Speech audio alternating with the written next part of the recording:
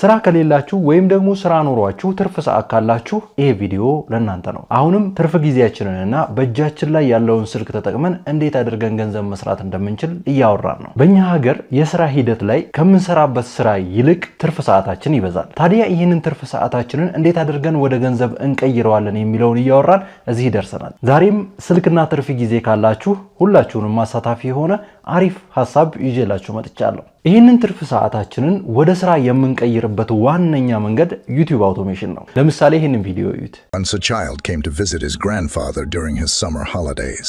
He used to play with his grandpa all the time. ይሄኛውን ደግሞ እኔው ራሴን የሰራሁት። Kara and Iram walked through a ruined canyon at dusk.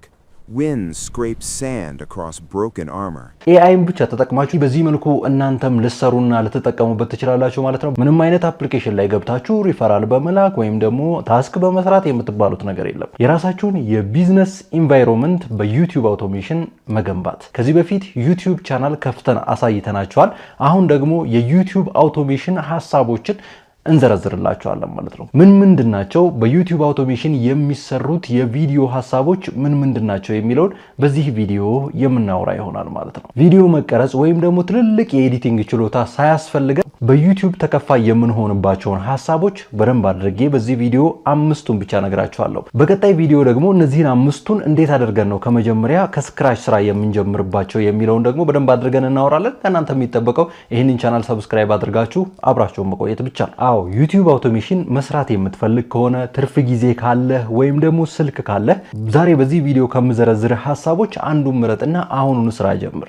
ስራ እንኳን ባይኖራችሁ እንደ ስራ አድርጋችሁ ልትይዙት ትችላላችሁ። አምስት ኒቾችን ወይም ደግሞ አምስት ሐሳቦችን ነው የምነግራችሁ። የመጀመሪያው ሰልፍ ሄልፕ ወይም ደግሞ ሞቲቬሽናል ኒች የምንለው ነው። ሰዎችን ሊያነሳሳ ይችላል። ሰዎችን ስለ ህይወት ክህሎታቸው ሊያስተምራቸው ይችላል።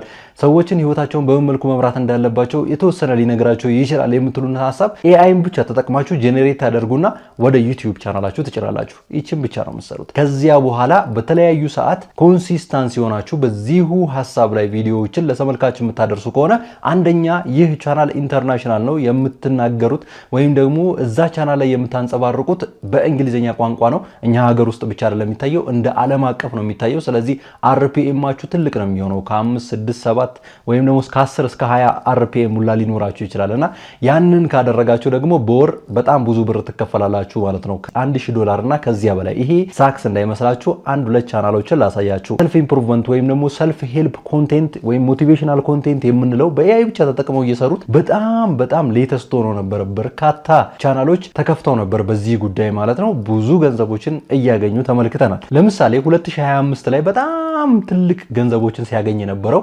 ኢኮግኒቶ ሲኢኦ የተባለ ቻናል ላሳያችሁ። እንደውም 15 ቪዲዮ ብቻ ነው የለቀቀው። በእነዚያ በ15 ቪዲዮዎች 204000 ሰብስክራይበር አግኝቷል ማለት ነው። በስንት ቪዲዮ? በ15 ቪዲዮ ብቻ። እነዚህ 15 ቪዲዮዎች ሲደመሩ በወር ከ127,000 እና ከዚያ በላይ እይታዎችን ያገኛል። በወር ከ200 እስከ 300 እና ከዚያ በላይ ዶላሮችን ያገኛል። በ15 ቪዲዮ አስቡት እናንተ 30 40 50 እስከ 100 200 ቪዲዮዎችን ለቃችሁ እነዚያ 200 ቪዲዮዎች በየሰዓቱ እየታዩ ሲመጡ ምን ያህል ገንዘብ መስራት እንደምትችሉ ራሳችሁን ጠይቁ።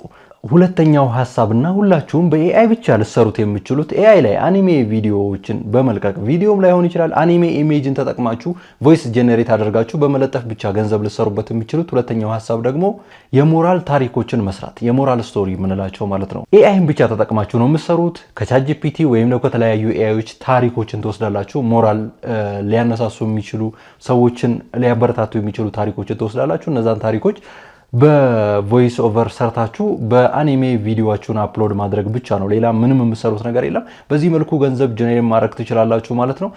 ለምሳሌ ያህል ይሄንን ቻናል ላሳያችሁ። ከዚህ በፊት ዩቲዩብ አውቶሜሽን ቻናል ስከፍት እንደ ምሳሌ አቅርቤላችኋለሁ። ድሪም ስፓርክ የተባለ አንድ ቻናል በወር ከ215,000 እይታዎችን በላይ ያገኛል። ብዙ ዶላሮችን ማስገባት ይችላል። እንደ ቪዲዮ እንደሚለቀው ቪዲዮ ብዛት ነው። እንግዲህ ዩቲዩብ ላይ እንደምታውቁት ቪዲዮ ስትለቁ ዶላራችሁ ይጨምራል።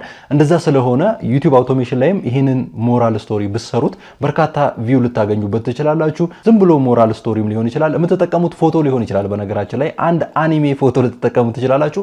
ዋናው ነገር ሰዎች የሚያዩት ምንድነው የምትናገሩትን ነገር ነው። የምትናገሩትን ነገር እናንተ አይደለም የምትናገሩት፣ ኤአይ ነው የሚናገረው። የጻፋችሁት በኤአይ ነው፣ የምትሰሩት በኤአይ ነው። ኤአይውን ብቻ ነው ቮይስ ኦቨር የምታደርጉት ማለት ነው። ታሪኩን ትናገራላችሁ። ታሪኩን ብዙ የሚያዳምጠው ሰው አለ።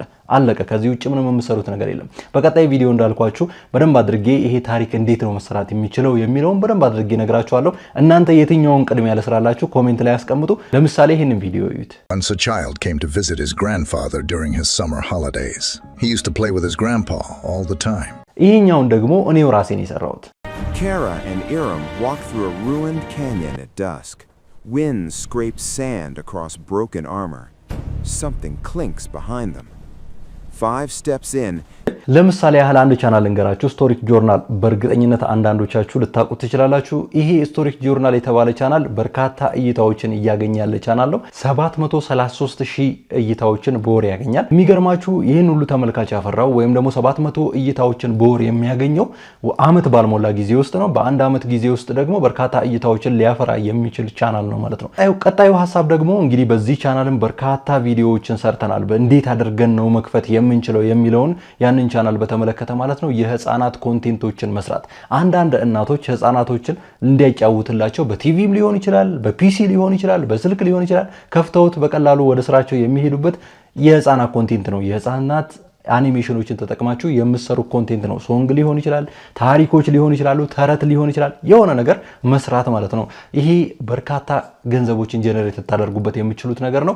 እዚህ ቻናል ላይ ከአንድም 3 ቪዲዮ በደንብ አድርጌ ሰርቼላችኋለሁ። እየገባችሁ ማየት ትችላላችሁ። በቀጣይ ደግሞ ከነዚህ ውስጥ እናንተ ኮሜንት ላይ ከምትመርጧቸው አንዱን ሐሳብ የምሰራላችሁ ይሆናል ማለት ነው። ወደ አምስተኛውና ለዛሬ ከመረጥኩላችሁ ሊጠቅማችሁ ይችላል ብዬ ካሰብኳቸው 5 የዩቲዩብ አውቶሜሽን ሐሳቦች መካከል የመጨረሻውና አምስተኛው ሐሳብ ደግሞ ዶክመንተሪ ሂስትሪ ማቅረብ። የዶክመንተሪ ይዘት ያለው ታሪኮችን የምናቀርብበት ሐሳብ ነው።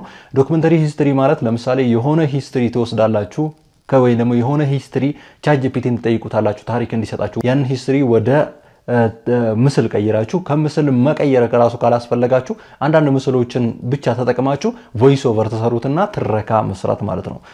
የሆነ ዶክመንተሪ በትረካ መልኩ በኤአይ ብቻ መስራት። በርካታ ቪዲዮዎች እንደዛ ይሰራሉ። ለምሳሌ ይሄን ቪዲዮ ራሴን የሰራሁት። Kara and Iram walk through a ruined canyon at dusk. Wind scrapes sand across broken armor. Something clinks behind them.